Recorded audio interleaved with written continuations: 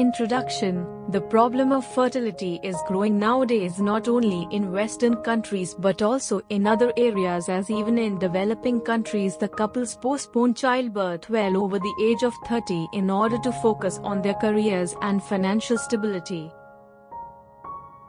Objective: to determine the effectiveness of selective tubal catheterization in the management of female infertility due to proximal tubal obstruction. Methods: this was a longitudinal descriptive study, conducted over a period of 24 months, which included 73 patients presenting with objectified bilateral proximal tubal obstruction after standard HSG.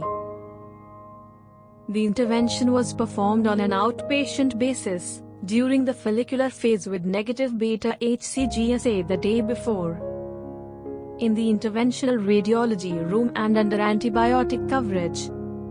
Confirmatory hysterosalpingography was performed as the first step, followed by selective tubal catheterization after failure of spontaneous tubal opacification. Results: the age of our patients was between 24 and 42 years with an average of 33.97 years. The average duration of infertility was 3.95 years, with a predominance of primary infertility in 83.56% of cases. Voluntary termination of pregnancy, 38.89%, and fibromyomas, 33.33%, were the most represented gynecological obstetrical antecedents. Selective tubal catheterization was successful in 92.14% of cases, 140 tubes. It was possible bilaterally in 93.02% of cases and unilaterally in 6.98% of cases. The confirmatory HSG allowed a spontaneous opacification of 4.10% of the fallopian tubes.